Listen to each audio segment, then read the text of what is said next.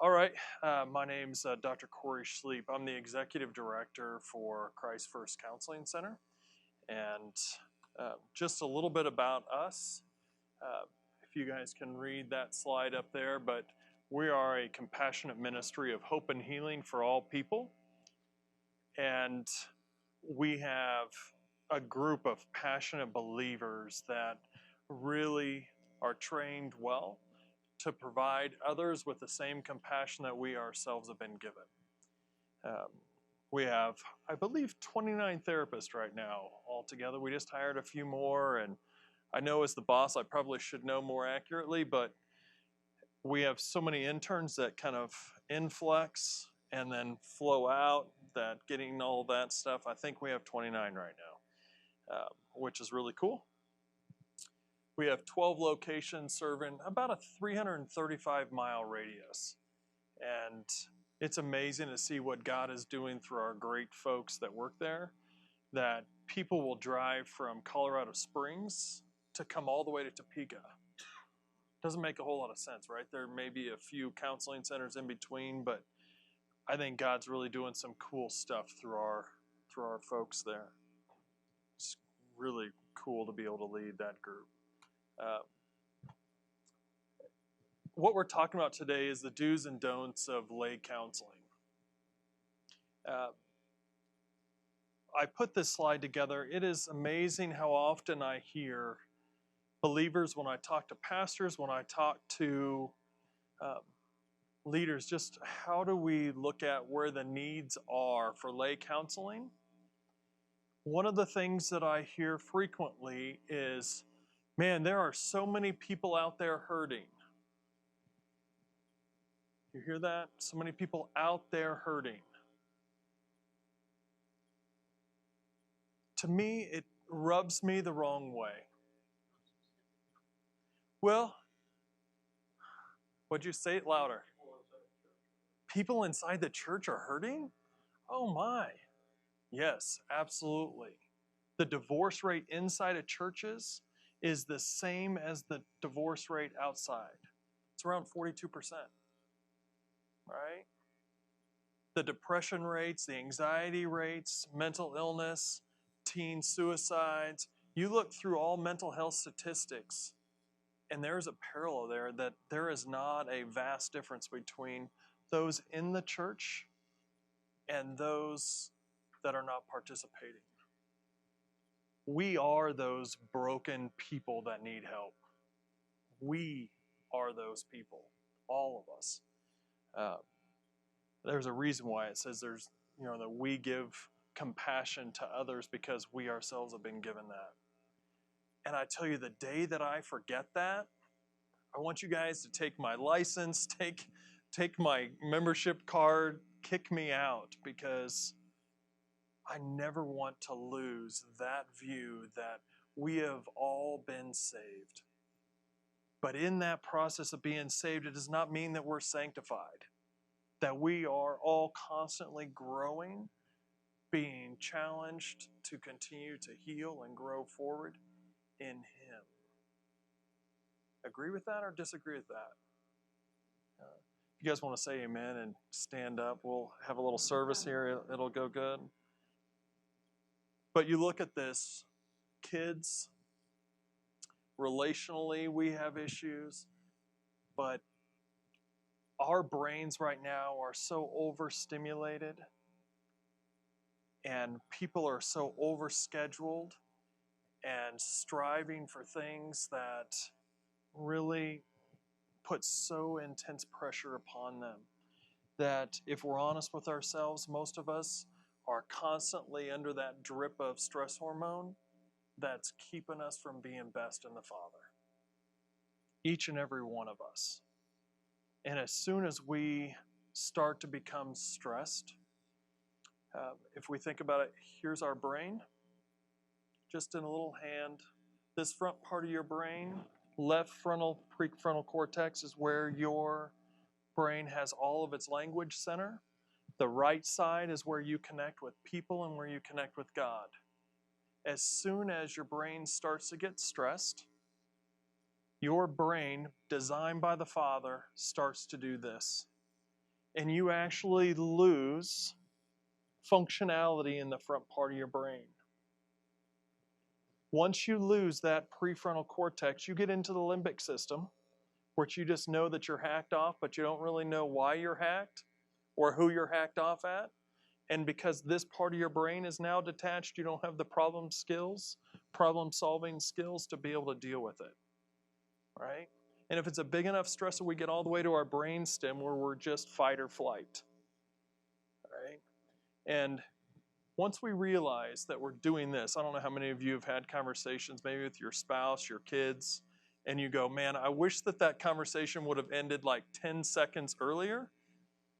Once our front part of our brain kind of flops open and we start waving at each other, right? It's like Dumb and Dumber trying to solve a math problem, right? It doesn't work. You don't have the capacity to do it. But somewhere along the way, folks, we stopped acknowledging the natural process of which our brains are designed. And when we see stressed, hurting, broken people, the first thing that we try to do is to educate them. We try to teach them the right thing. We want them to know the right thing. We want them to have the right skills. And if your prefrontal cortex is popped, you've popped your top, it's not going to matter what you tell them. It's not going to sink in. How many of you have ever been stressed? Right? Have you ever had somebody tell you, well, I tell you, this is what you need to know. This is what's happening. How helpful is that? Not much, right? But yet, almost automatically, we try to do that. And today I want to go through some things, maybe to do it a little bit differently. To work with how our brains are naturally designed, but to actually help equip us a little bit to do it well. When Paul challenged us in the scriptures and he said, teach and counsel each other with all the wisdom he gives, he challenged us to admonish and to encourage, to hold others accountable, and to apply biblical truth, and to make each other healthier mutually. Mutually. It's not us going to somebody else and going, you need this, I don't. It's a mutual thing that we are, in and of ourselves, in need of that. Just like what Ken talked about last hour. We all need somebody that is speaking health into our lives. We all need that. And so we have to make ourselves vulnerable in order to grow ourselves through that sanctification process and to learn from others and to grow in Him. But we also have to be able to press into others in a healthy way to help them grow in health in Him. So what is lay counseling? Lay counseling is a compassionate caring by non-professional counselors to provide comfort and to walk alongside of people on a healing journey that continuously pursues being best in the Father. Lay counseling doesn't require that you are a licensed professional, but it requires that you what? What would you fill in the blank? What do you think it requires? What's that? You love? What else? What's that? Listen. That's like a lost skill, right? How do we teach people to listen well? I love that old statement. God gave you 2 ears and 1 mouth for a reason, right? But I love when Henry Nouwen talks about the ministry of presence. To be able to just sit with somebody in a compassionate and warm way, to provide a space to hear them. It is such a powerful thing when somebody actually hears you and understands your soul. How many of you have had that where you just go, this person understands me? Do you want to have another conversation with them? Do you want to be around them? Make more time to be around them? Yeah. It's comforting, especially under stress. So that's why I left that blank. But it requires that you have love, that you can listen, that you can provide a ministry of presence, that you can have a safe, warm presence with them. All those things are good. You guys have probably heard of Dr. Larry Crabb. He is one of the pioneers in lay counseling. Um, and he put together a 3-level system that I just want to talk briefly about today um, to provide a counseling program. And he says level 1 is by encouragement. Level 1 is by encouragement. It involves all believers of a local church. All believers of a local church. And its objective is to teach them how to be more sensitive and caring.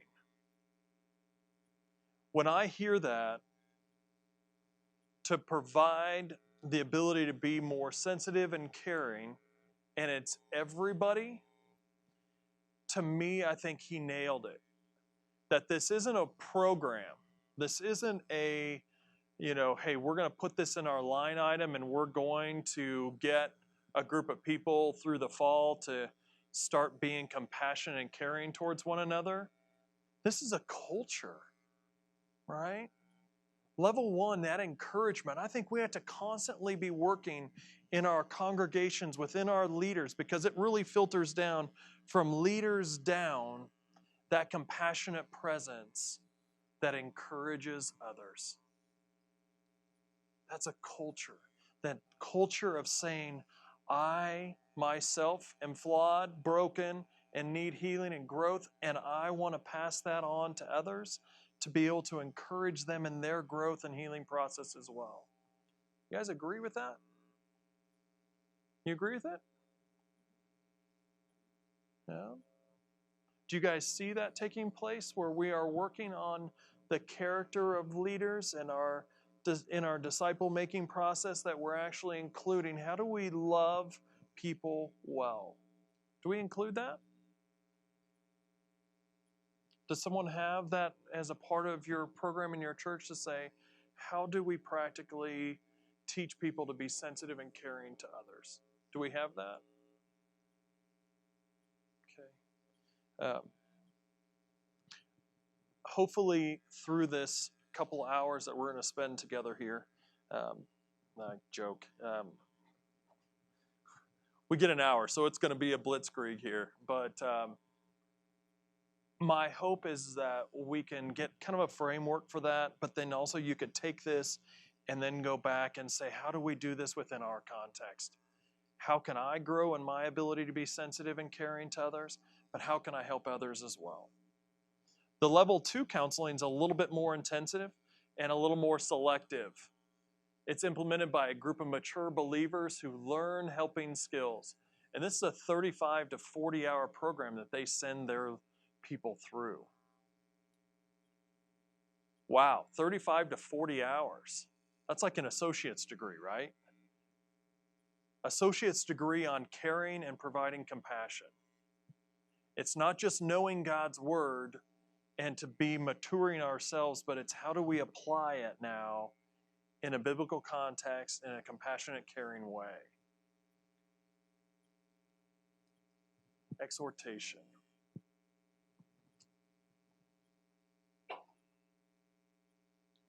Level 3, counseling is enlightenment. At level 3, this is a very select, very few people within each local church. Dr. Crabb really believes that each local church should have a select few maturing believers that have specialized training to provide compassionate care. And this is 6 to 12 months. That's a lot, 6 to 12 months. And I love the way he says, taught to handle the deeper, more stubborn problems which don't yield to encouragement or exhortation, right? Treatment resistant, right?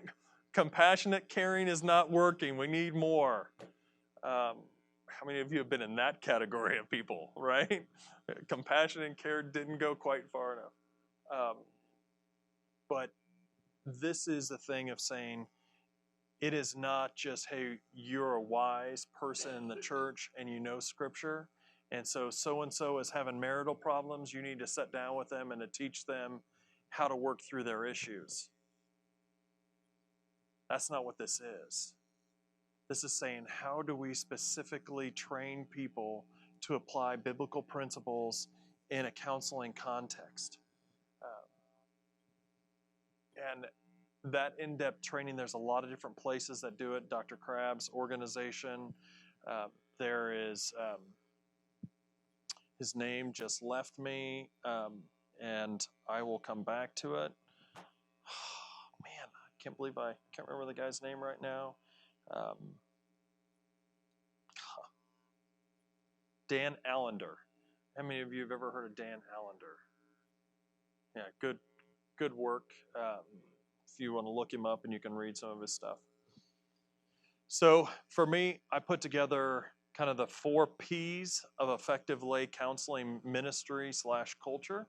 The 4 P's are this. I mean, every sermon's got to have like a 3 or 4 point message, right? What's that? And a poem? Well, hey, I appreciate that, Leslie, and I'm going to ask you to do the poem at the end. And if you want to do the creative work at the end, I appreciate that. Yeah, I appreciate it. So this is the first P is purpose. In order to have an effective lay counseling ministry and culture, we have to know the purpose by which we're doing it. Why do you want to provide lay counseling? What do you want to accomplish as a result of providing lay counseling? I know it may sound ridiculous to kind of think about, but Simon Sinek, I know, talks about this, but he said, we have to know our why. We have to know the why. That drives everything when we know the why. So when he says, to blank so that blank, I think every one of your ministry within your organization needs to be able to answer this question. We're doing children's church so that we, educate and enlighten young people, train them in the ways, just as an example. To provide lay counseling so that what? What are some of the outcomes that you would want to see out of a lay counseling ministry? What would you want to see? So that what? More peaceful lives. Okay, so there can be harmony more with their ideal self, what God created them to be, and live that out in the world around them. Okay, that creates peace. What else? Have a healthy church. Healthier people, healthier churches. All right, that's good. What else?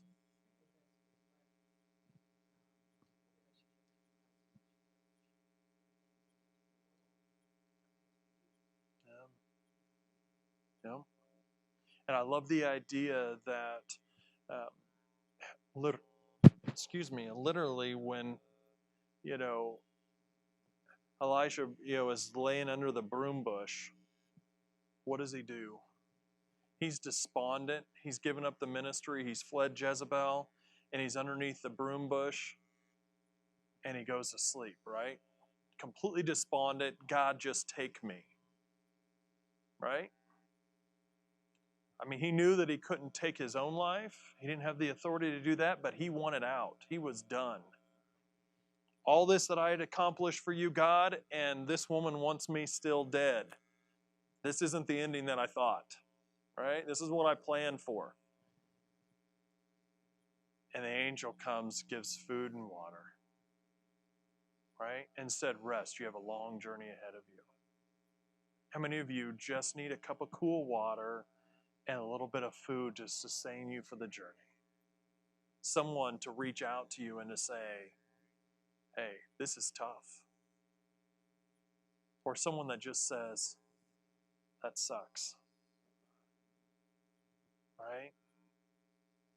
There is great power in just having somebody say, yeah, this is hard. This sucks. We're going to get through this. right? The Stockdale paradox, you can acknowledge the suckage in front of you, literally, and go, I am going to persevere, right? Because the Father is with me. And that's what's so cool about this is that, we look at how when he fed the 5,000, he could have done all that on his own. But what did he do? He invited them to do it with him, right? He could heal everybody, but he invites us to be a part of that healing with him, to carry him out, to help get away from the pressures of the world, to get rest in him. He invited us into that with him. To be able to answer this question, to blank so that blank. It's a great question just to keep in the front of your mind to help organize and to drive you forward. The second P is people. Who do you want to serve? That whole idea that I said just a little bit ago, we want to make sure that we have a target audience, that we're saying this is specifically where we want to start, and we want to start getting people equipped. How are we going to reach out to them? Well, we're going to be such a compassionate body. Our culture is going to reach people, and people are going to know that, and we're going to attract people that are wanting true healing. And we're going to actively fight against those people syndrome. Fight against those people syndrome. How many of you ever heard of Celebrate Recovery? It's a great ministry, right? And literally, I was visiting a church, and the church was introducing the ministry. And one of the leaders in leadership said, those people need Jesus. Right? I mean, it just gives you that warm, fuzzy feeling, right? Of those people need Jesus. Yeah. It's for that reason, because of how prominent this is. How prominent that idea is, that once we are saved, it's everybody out on the outside that needs him, rather than we have been saved. Now we need to make this journey of sanctification. And it takes work. It takes work to continually be transformed and renewed by him. The third P is plan. Prepare to have a successful ministry, not just a program. Here are some of the questions that I think would be good to ask. Everything has a driver, everything.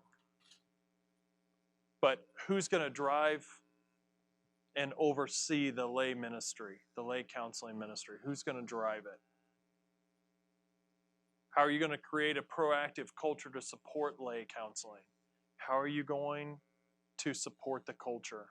That has to come from the pulpit. It has to come from Sunday school teachers. It has to come from mentors. It has to come from the people in this room to say, this is important. This is important. So that everybody else hears and they know the why behind it. Logistically, how is the ministry going to be carried out? There is tons of legitimate questions that you have to go through. The legal risk of lay counseling, how are you going to mitigate those streams of liability? Because there are some, right? And each one of our churches has that legal mind or the bean counter that says, what are we going to do if? When the sky falls, what are we going to do? And you better be prepared if you're wanting to bring a compassionate ministry culture to bear in your church to answer those questions. How are we going to pay for it? And what are we going to do if someone tries to sue us because something didn't work right? The times when professionally when we get sued the most is child custody cases and when people owe us money, right? But the third area is when things just don't work out the way people want it to. Right? Hurting people hurt people. And if that hurt doesn't go away, they sometimes don't always act responsibly.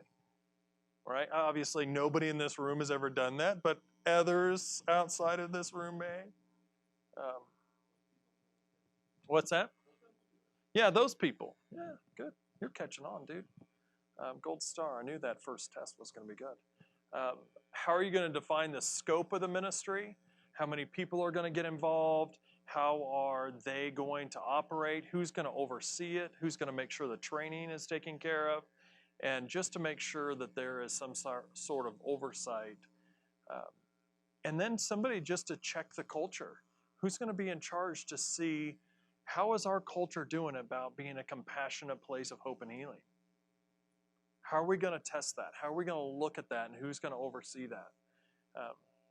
And then how and when are you going to refer out? It's a huge thing. As I know Baptist culture fairly well, when we get invested in something, we are like a dog on a bone, right? We do not want to release our jaws from that. We want it to be successful, right? And if we invest in somebody and they're in trouble, whether they're having suicidal ideation, whether they're having marital problems or parenting problems, one of the hardest things to do is to go, it's time for me to transition my role and to bring in a professional to have them now take over, because there's an automatic sense, I'm not good enough. I'm not enough. And it's like a sense of failure, which is bogus. I get that. But that goes through, and I've talked to so many people that have had that going, you know, so-and-so tried to take their life, and I've been working with them every day. I spend time with them every day, and it's just not working, right? And it's like, you don't get to step out just because you refer on. Your role just transitions. You get to broaden the team. So knowing how to broaden the team is important, and we're going to talk a little bit about that at the end.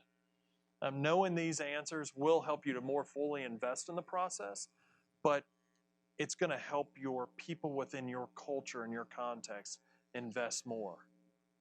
If they know why you're doing this, they will invest more. The fourth P is protection. This is huge. Confidentiality and abuse reporting. I had talked with a church, and they wanted to have a counseling ministry come to their church. CFCC and Associates, we go into congregations where ministries are already in the community, and we come alongside of them and become symbiotic. We help them and to fulfill their mission with their people, and it really just works. And there's a lot to that, but it just works. And so talking with the pastor, and the pastor said, I would like your guys' counseling office to be right in here in our main office. And our secretary at the church can check people in and schedule for you. We'll do that. Leslie's shaking her head. I don't know why yet, but she's shaking her head. What just went through your mind? HIPAA, absolutely. The Health and Information Protection Act, right? Right? Because as much as we love the church office, it can also be a breeding ground for, oh gosh, Leslie came in to see the pastor again this week. She's really going through some stuff. We don't know what it is, but we just need to be praying for her, right? And then it kind of spreads like wildfire. And we laugh, but it is true, right? And if we want a lay counseling ministry, we have to think of confidentiality. How do we ensure that? How do we take steps to help people to know that, one, it's a healthy step to take, but two, how do we help them to know that their stuff is going to stay with us? And it's not going to be like, gosh, that John guy. Yeah, did you know that John, I tell you, that guy, he's had some stuff. Man, I don't know about that guy, right? I mean, don't tell anybody else this, but he's confided in me, and I think we need to get together regularly and pray for that guy, right? And it's all well couched, I get that, but lay counseling ministry will only go as far as people feel secure and safe, right? As Plass and Cofield said, people have two primary human needs. They have a need to feel safe and secure and a need for belonging, right? Belonging and feeling safe and secure. And so if you're coming in and telling them, well, those people, well, that's not belonging. Those people is not a belonging term. Safety and security, confidentiality is huge for that. The other is the reporting. Always err on the side of protecting children. You guys know what came out in the Houston, Gazette and all of the reports, of abuse allegations and all that. We protect children. We protect children. We will not stand for anything that violates children, right?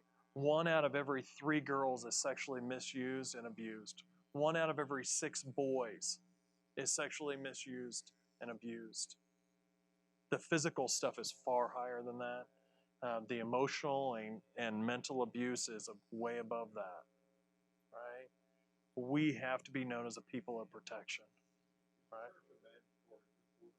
Yeah, that's a great question. And I asked Bob, Mills, and just said, so does Kansas, Nebraska have that? And he said, well, we're not mandated, but I want our people to report.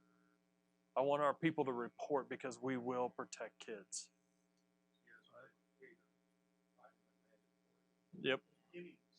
Yep. Any context. Yep. Yep. Yep. So practical tips and overview, the culture versus program we talked about. Just a couple of interesting factoids here, kind of as an overview. People tend to wait 2 years before they become fully aware of trauma that has occurred in their life. And the first people they tell rarely are professionals. Rarely are they professionals that they tell first. Who do you think they tell? They tell their friends, their family, small group leaders, right? Coworkers, hairstylists, bartenders, and people they're already familiar with, that are already involved in their lives. Yeah, I have a number of hairstylists that have seen me through the years. I've been doing this almost 20 years. And I tell you, the things that people tell hairstylists, wowza, right? I think there's something magical about when someone touches your head that all of a sudden there's like this safety, like, oh. Now, for legality reasons, I am not suggesting you start touching people in lay counseling. Okay, just be clear here, right? That is not a required element. But people feel comfortable with people they're already involved with, right?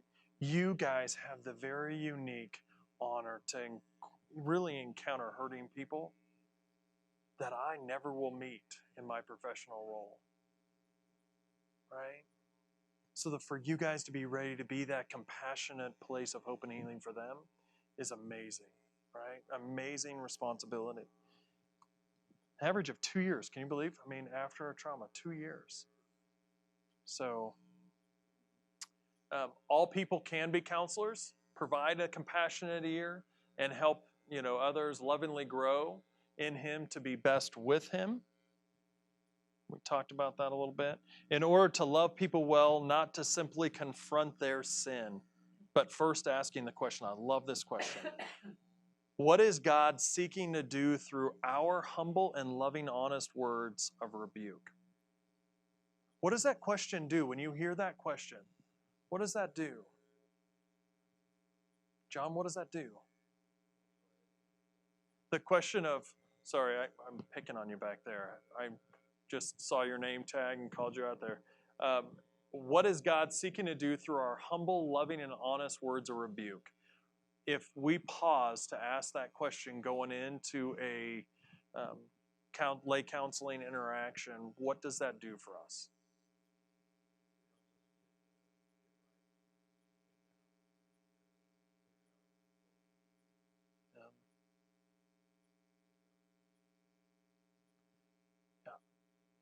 Yeah, absolutely.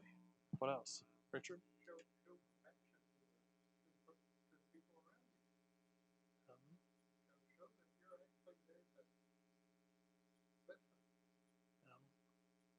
Absolutely. How about you? You have your name tag conveniently covered, so. Oh, another John. Another John.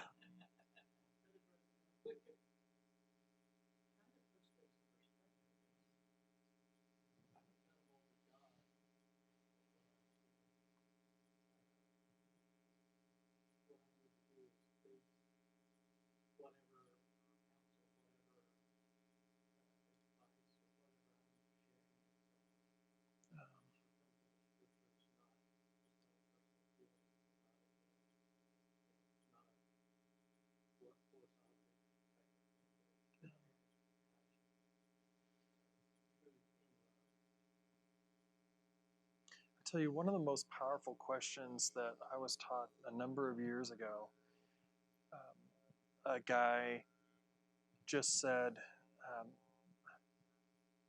we're reviewing a case together, and he said to me, what do you think they believe that Jesus believes about them in the middle of this? What do they believe that Jesus believes about them in the midst of this? Right? Because unfortunately, the gospel of sin management has so infiltrated our churches that the idea of being in the midst of stress and hurt and pain, frequently the view of ourselves is not with Him at all. It's separate from until we get our act together and get cleaned up and get better to be back with Him. Being able to ask that question, what do you think Jesus believes about you right now in the midst of this? Obviously, that's not your first question, right? To hear and to really be with them. But keep that question in the back of your mind, because it's a really a good tool to help bring Christ back into the midst of their pain.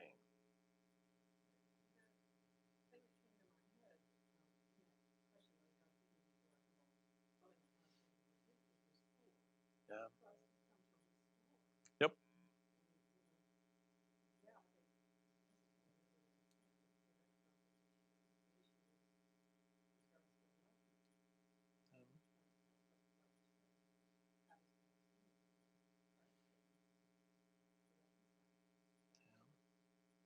Yeah. And what if it's not a sin issue?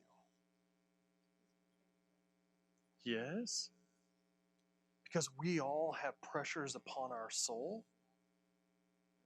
And then the way we manage that pressure upon our soul, it's like a tube of toothpaste. You get squeezed, it reveals our heart in those growing places where we still need to be grown in Him. All of us, each and every one of us, right? Each and every one of us. And it helps get to that heart level change. I talked about this book, Instruments in the Redeemer's Hand, Paul David Tripp. It's a worthy resource to get and maybe even go through with your leaders, like the leaders of your children's program, leaders of your adult ministry, to get this in the hands of leaders. Instruments in the Redeemer's Hand, phenomenal work by Paul David Tripp. And no, I don't get any commercial kickbacks from that. I wish I did, but he said that there's things that we need to do as leaders to be best as instruments. And he said these things. I need to receive truth outside of myself to make sense out of life. It is crazy when we get mature, what we consider as a mature, competent place, our desire to grow in Him somehow slows.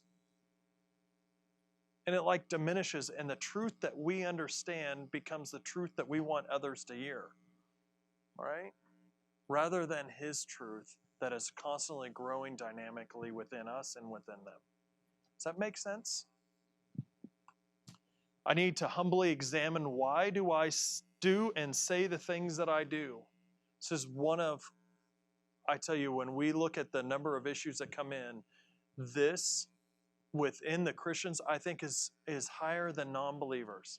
It's like knowing self. Why do we need to know the self?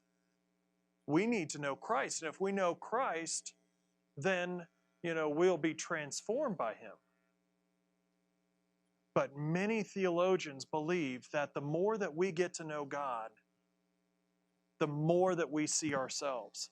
The more that we see ourselves, the more we get to know Him. And that is an ever-growing process forward, ever-growing. If you want to read a great work on that, The Gift of Being Yourself by David Benner has been one of my favorite books over this last couple of years. I don't know, I've probably read the book no fewer than 7 times in the last 2 years. It's a pretty quick read if you want to just skim it, but if you really want it to be transformational for you, it'll be a little bit. It's really a good work. But I think if we can examine us and invite Him into that process, bless you, then we ourselves can be transformed. And when we ourselves are being transformed, it's contagious, right? It is contagious when people are growing and healing and on that path to being best. It's like they're attractional. Other people want to be a part of that. Have you noticed that? I think it's cool. I need to recognize sin's deceitfulness and commit myself to being approachable. How do we invite people to speak into our lives? How do we keep vulnerable? I need to learn how to be a positive instrument of change in the lives of others. I need to saturate myself with scriptures so that my interpretations and counsels are based on God's word. Right? And I need to recognize how I am influencing others in the relationships and situations of daily life. Each one of you have interactions. And Marianne, this was phenomenal. Just as an example, Marianne talks to me before we get started and says, hey, just so you know, I may stand up and walk around a little bit. I'm not annoyed with you. You haven't said anything to upset me, but I have back problems, right? That is somebody who is aware, hey, I don't want to be a distraction to you, but I'm aware that I may do this. That's great, right? And when we think about how emotionally we do that with people, right? How do we do that relationally with other people? I know at times I can be like a 10-pound hammer, right? You know, in one of my not so loving moments, an individual said, very, very strong-willed individual, and challenged me to no end, and my filter was broken, right? And he said, I need to know what you're thinking about me. Right? And I didn't pause. Right? Guys, and I should have. I totally should have paused and abandoned all directions that I was seeking at that time. But I didn't, and I have like 37,000 hours of providing professional therapy, and I got caught up in the moment, right? I have 12 years of higher education. I am in this stuff. It is easy to get carried away and just letting our tongue and the flesh just take over, right? I don't know if I should tell you what I said, but I'm going to tell you. I said, I think you're so full of poop. And I said, I don't even think you think your poop smells anymore. Right? And until you can see the smell of your own poop, you're never going to grow anywhere in your relationships with the Father or any of that. There is 1,000 other options at that point, and that's the one that my brain chose. Right? We have to constantly be saying, what's the power of my words? Right? Fortunately, that dude is so ego strong that nothing is going to penetrate and hurt him. But we have to think about the power of our words, right? And I'm not saying, well, gosh, if I can fall, any of us can. But I'm saying we have to constantly looking at what impact are we having? And we have to be even more intentional about getting our heart in the place with the Father so that when those interactions come, we have pause to connect with him and allow him to flow through us rather than our own flesh desires going, you're full of it. Right? So, I don't know why I shared that, but just hope that helps. Anyway, so in his book, he talks about this love, know, speak, and do model. The first is love. This highlights the importance of relationships in the process of change. We understand the dependence upon relationships with the Father. Within the relationship, we are in a lifelong process of being changed. We're in a lifelong process of being changed. Likewise, we are ambassadors for Christ, not our own agendas, but for Christ. And we are called specifically to build strong, godly relationships with one another. And within the context of these relationships, God plans to use them as his workshop for his grace to transform lives.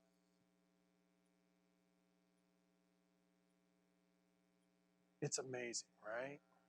To be able to have a front row seat in the lives of people around us to see what God is making in them, who he is making them to be. We get to be a part of that. That's exciting, right?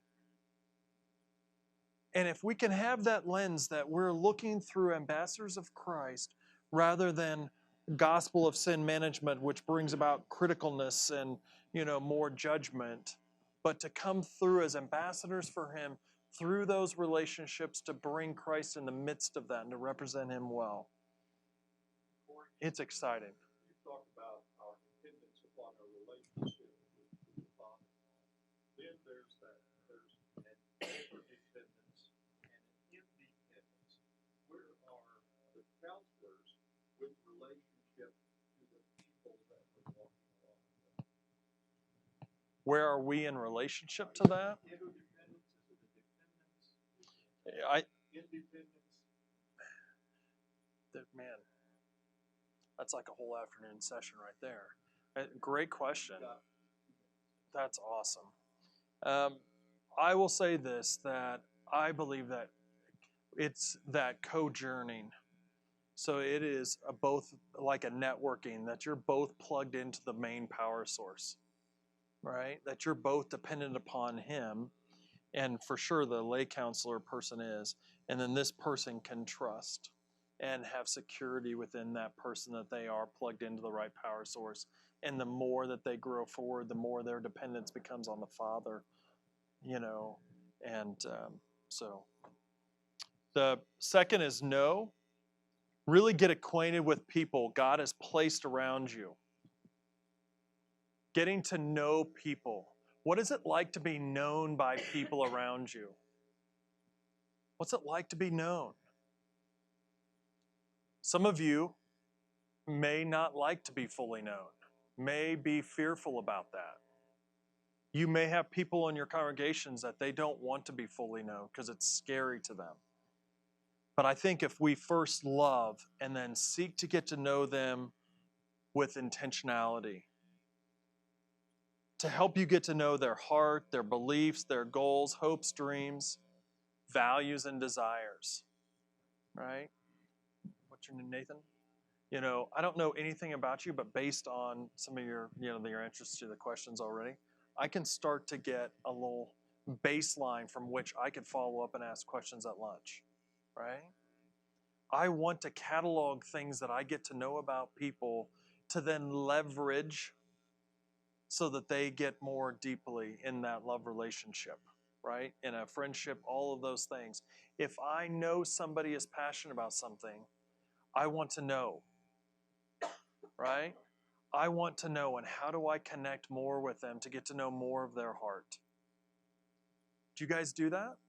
Do you think about what you know about those people around you? I know you're an art teacher, right? And I love the broken crayon analogy, right? For whatever reason, I can't remember names, save my soul, but I remember conversations like almost exactly. I don't know why, it just happens. but I will always remember that, right? And we remember those things, and then what do? We come back and we can ask questions about that.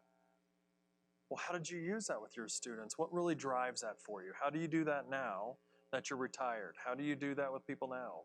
To help them express themselves, all those kind of things. We have to leverage it for the Father through His love. Gives us a great chance to speak into their lives, bringing God's truth to bear in every situation of their life. We're all blind to our own blindness, right? We're all blind to our own blindness. And as David Benner says, people who are blind to their own blindness aren't lying to you about who they are. They're lying to themselves about who they are, and they're living it out in relationship with you, right? When we can bring God's truth to bear, we can help them feel a belonging with us, acceptance with us, a love connection with us, at many different levels, to be able to say, this is who God is, right? And as Matt Chandler, talks about, I love this, that he says, when people are in despair, Jesus reminds them who He is. He reminds them who He is. I mean, many, many examples that the 2 minutes don't allow me to go into today, but He reminds them who He is. I think by reminding people of who He is, after we have loved, after we have got to know, and we have that belonging, safety, and security, then we can speak in and remind people who He is. And those that don't have a saving knowledge of Him, we can invite them in to life with Him. The last is do. Now you can help your friends do something with what they have learned, apply the insights that God has provided through the situations. Insight is only the beginning. Help your friend be doers of the word, not just hearers of the word. We spend so much time on kind of competence issues to help people be competent, but we also have to help them with character, right? And we get that only through relationship.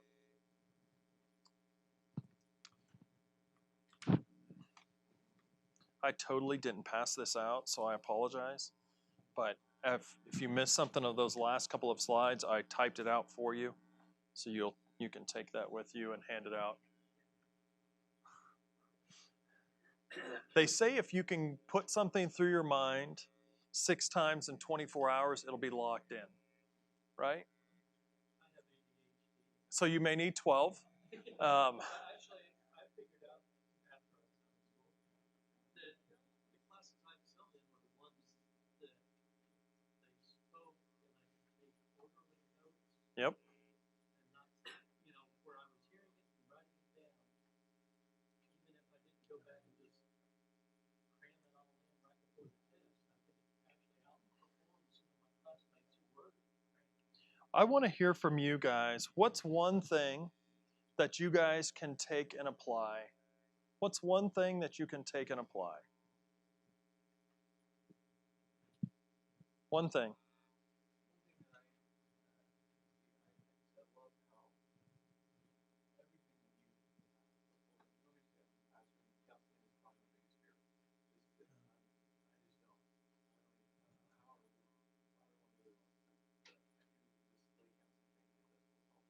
Yeah. What I love everything you said is just coming back how clearly this process is a subset of the process of discipleship.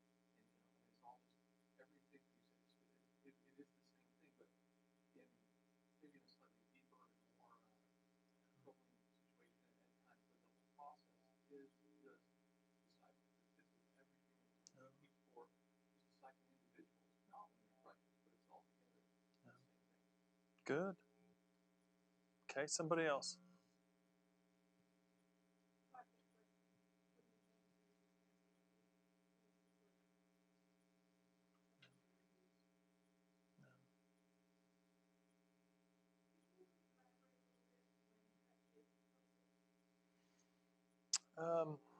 I'm not an attorney, but I will speak to that. I'm a pretty touchy person.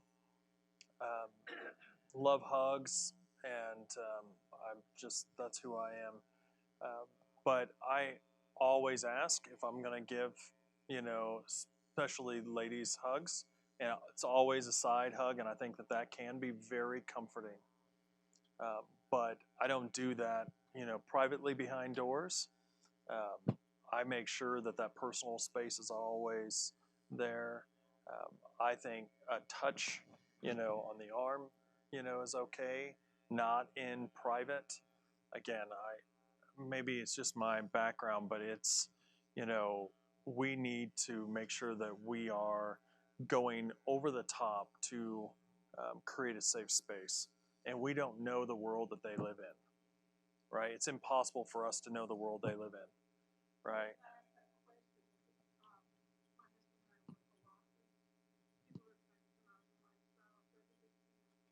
Yep.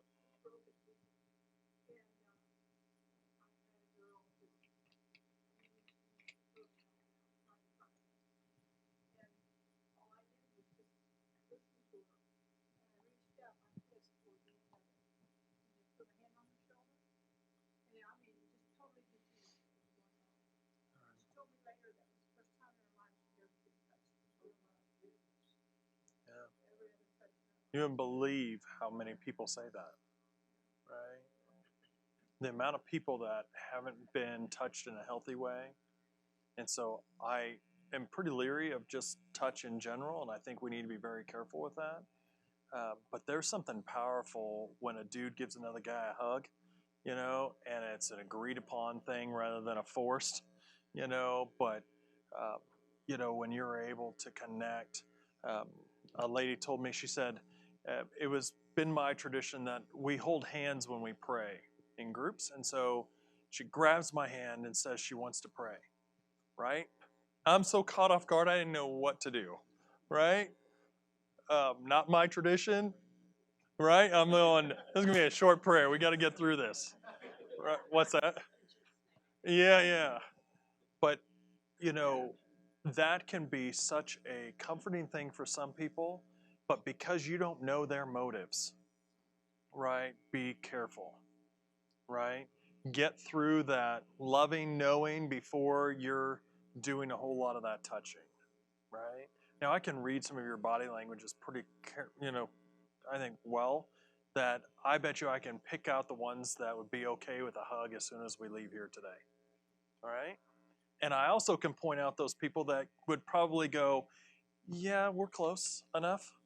Um, and there's body language that we need to pick up on to be able to do that, but we also need to be aware of the body language that we're putting out to other people to make sure that it remains safe.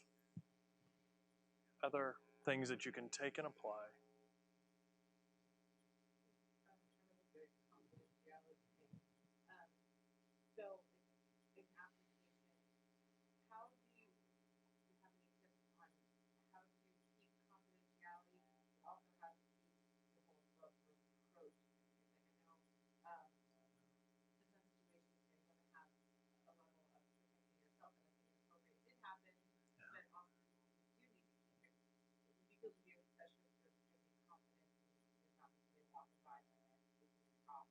Yeah.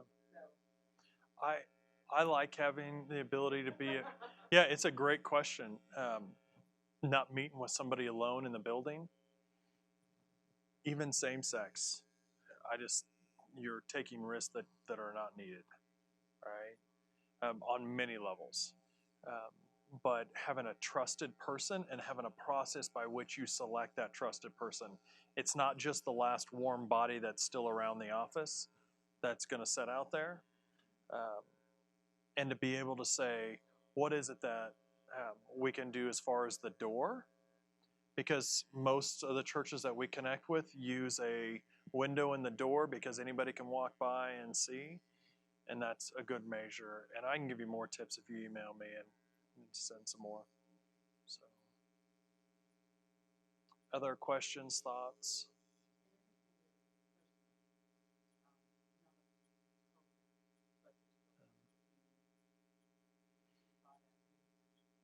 Yeah. Yep.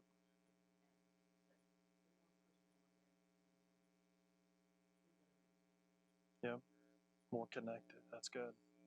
Yeah. When it comes to like the current out, is there like like the age limit that for like if, as a late counselor, somebody needs something you just cannot give them? Is there a way to be confident in who you're referring them to? I mean, I know like there are some counselors and some people out there who are not going to give anywhere near to describe counsel Right. in a professional sense. I mean, is there any like reliable place to go to search for those, or Yeah, the AACC, the American Association of Christian Counselors, has a website. Focus on the Family has a website. But realistically, there's some people that will put themselves out there as Christians. I think the first and foremost thing is sit down with a meal with them. Go to coffee in your community and go, I want to know what's the difference between what you do in your counseling versus what they do at the mental health center. It's cuts right through the stuff. I had a pastor take me to lunch and just said to me, are you a Christian that does therapy, or are you integrating the two, your beliefs in the clinical practice? And I love that, right? I'd never been asked that, right? Um, don't take it for granted that somebody is saying they're a Christian and they're going to provide wise counsel. Don't take that for granted. Um, in the past, I have allowed pastors to call me personally for Kansas and Nebraska, um, and email me. And if you have your area and you send me where you live, I will give you some recommendations for your area. And I've given some names to Tim and others to be able to say, here are some people in this neck of the woods. You guys know Healing Hearts Ranch? I've had interactions with Healing Hearts. Kelly Johnson and Scott. Scott's the owner, and I can't think of Scott's last name now. But Healing Hearts is a good place. And so if you have a trusted source, and call and talk to Kelly or Scott and go, hey, I'm an hour away from you. Is there anybody close to me? Or out here, sometimes an hour is as close as you'll be. You know, I mean, I grew up in St. Francis, right? And so you could see a counselor in Goodland, Kansas, and there'd be somebody there a couple days a week. Or you could drive to Denver, right? That were your options. And so, yeah, but being able to pick somebody that's a trusted source, those are two ways. Call them, ask them those questions, share a meal or a cup of coffee with them, and get to know them. You'll get a vibe pretty quickly. Call a trusted source, ask them for referrals.